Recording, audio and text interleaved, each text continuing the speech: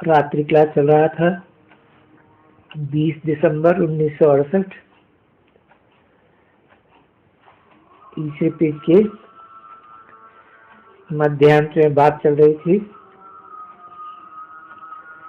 सारा दिन तुम्हारी बुद्धि ये चलती है किसको धन दे रहे हैं, अविनाशी ज्ञान रत्नों का। तुम्हारे पास जो भी ज्ञान रत्न है जिससे तुम पदम भाग्यशाली बनते हो, वो उनकी आखानी बैठ करके औरों को सुनाओ। और है तो आख्यानी ना बच्चे, लंबी चौड़ी बड़ी आख्यानी होती है। इनमें टॉपिक्स तो बहुत ही होते हैं और फिर समझाना भी है कि ये जो कहते हैं, मुख्य बात ये है ना सर्वव्यापी की। कि सर्वव्यापी कहाँ से आया कि मैं सर्वव्यापी हूँ, ये कहाँ से सुना? पर वो निकलेगा गीता से, है ना। गीता में ये अक्षर है,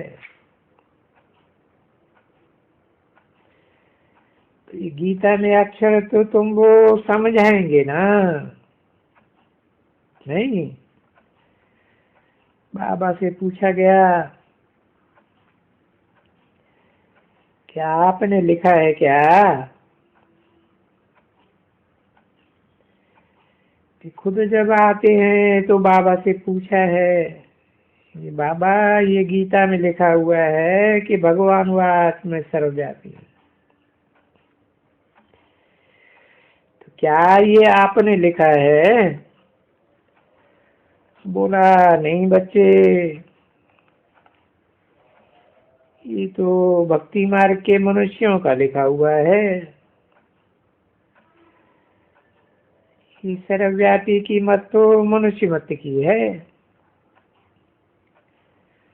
आधा करता है मनुष्य मत, और वो मनुष्य मत है ही रावण की मत। तो मनुष्य तो शाकाहारी होते हैं, और ये बाप ने आकर के बोला नहीं बच्चे, कृष्ण तो सतयुग का पहला प्रिंस है, और मैंने समझाया है कि मनुष्य 84 जन्म लेते हैं। तो हर एक जैसे बाबा समझाते हैं कंठ कर करके ये जो टॉपिक्स को, ऐसे 20, 25, 50 जितना चाहिए निकाल सकते हैं।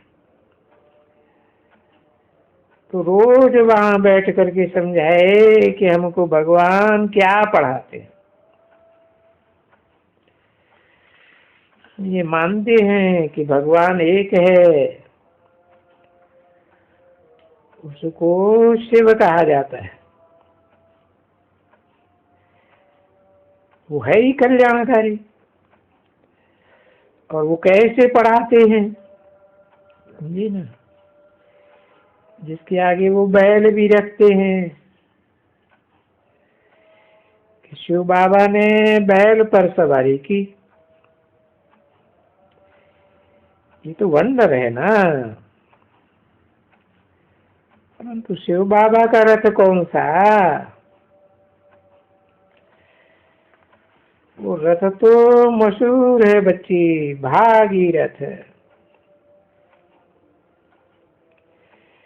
वो भाग्यशाली मनुष्य जिसमें बाप की परधरा मनी, उसको कहा जाता है भागीरथ, भाग्यशाली रथ। और ये भागीरथ गंगा तो नहीं है ना।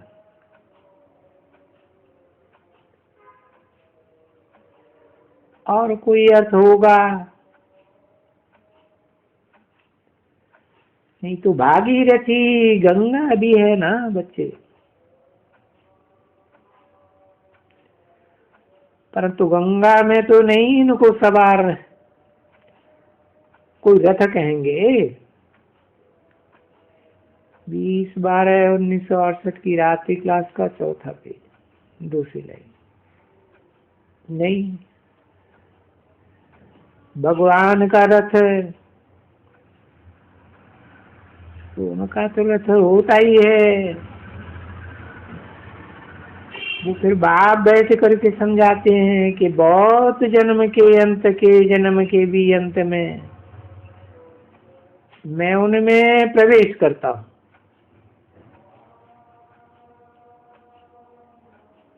और जो बहुत जन्म के तो हुआ पतित और पराये देश में। अच्छा, मेरे लिए कहते भी हैं दूर देश का रहने वाला, आया देश पराये। ये पराये देश में क्यों कहते हैं? ये देश किसका है? अरे ये 10 सिर वाले रावण का देश है। उनका आधा कल्पराधि चलता है।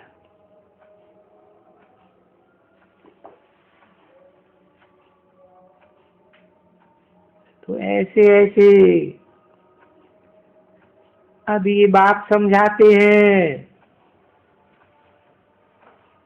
तो समझते तो हो ना।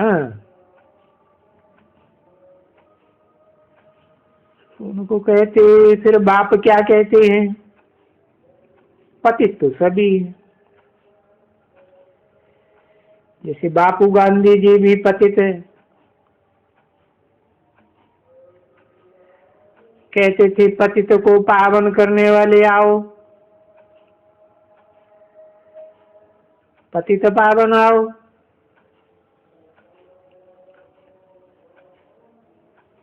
अच्छा, अभी वो तो सब कोई कहते हैं कि पतित पावन आओ।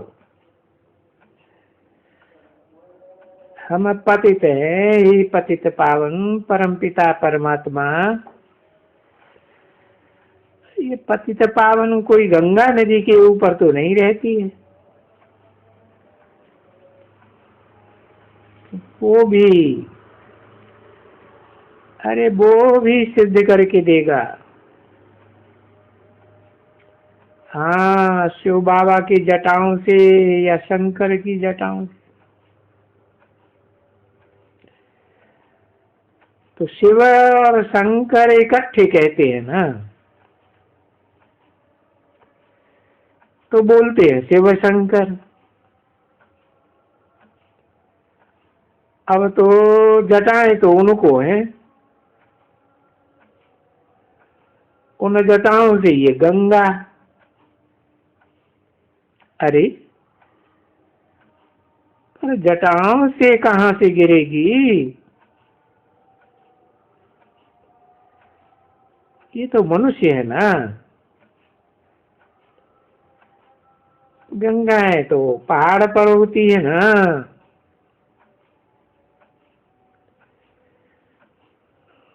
तो वो भी बैठ करके आप ही समझानी होती है कि मनुष्य तो ऐसे कहते हैं और भगवान ऐसे समझाते हैं।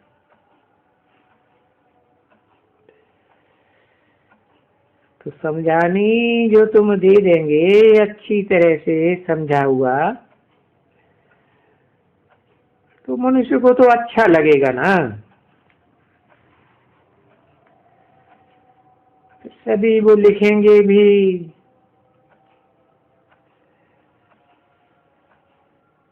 कि हमको भगवान ने ये हेवन वगैरह वगैरह कैसे स्थापन किया। टॉपिक भी तो है ना बच्चे। तो शिव की जयंती मनानी है,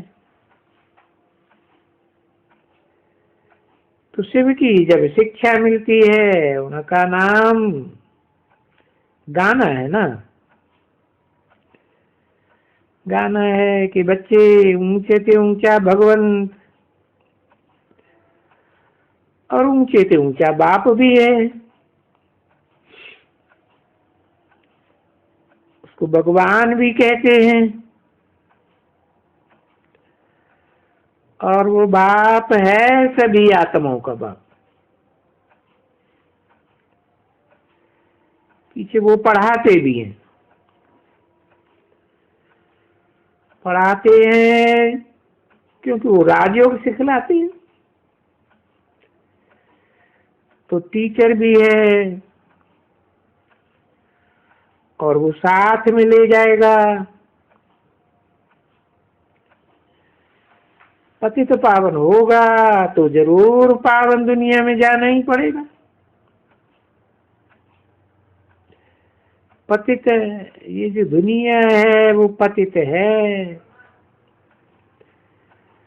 उसमें जो देवात्माएं हैं वो पावन। उनका पैर कभी धरनी पर नहीं रखा जाता। ये बात भी शास्त्रों में लिखी हुई है और ये समझ में भी आता है कि देवताएं तो नई दुनिया में सतयुग में होती हैं।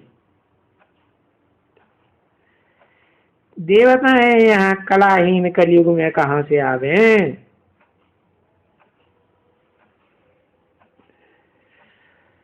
तो नटशैल में बाबा सुनाते हैं ना बच्चे। तो ऐसे ऐसे ये बाबा बताए देते हैं ये होगा, और ये सेमिनार बड़ा बड़ा होगा।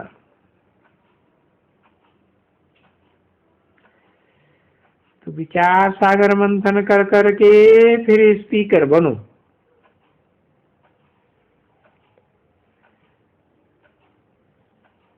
वो स्पीकर है ये दुनिया का समाचार वगैरह,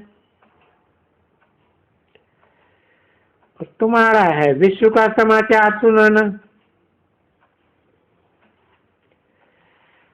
उस समाचार में सब है कि भाई सृष्टि का चक्र कैसे फिरता है। अब विश्व में शांति हो रही है,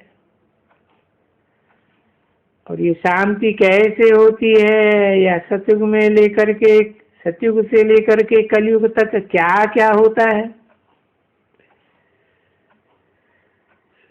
तुम बच्चियां सब सुना सकती हो। तो तुम अभी ये विचार सागर मंथन करते रहेंगे और तुमको बाप ही याद रहेंगे। तो तुम्हारी उन्नति होगी ना बच्चे। याद की यात्रा भी तुम्हारी चलती रहेगी।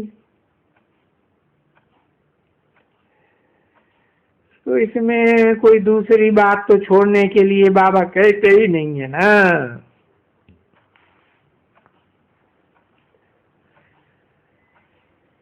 मीठी रूहानी बच्चों प्रति रूहानी बाप का दादा का दिलवजान सिख और प्रेम से नंबरवार पुरुषार्थ अनुसार याद प्यार और गुड नाइट। मीठी मीठी सिखी मेरे रूहानी बच्चों प्रति रूहानी बाप की नमस्ते। ये बाबा ने सुनाया, और जो बाबा ने सुनाया क्या तुम नहीं सुना सकती हो। ये बाबा तो बहुत पुरानी पुरानी बात सुनाते हैं। तो जिसकी यही लात यही तात, ये सारा दिन वही ख्याल, दूसरा तो कुछ ख्याल आएगा ही नहीं। ओम शांति।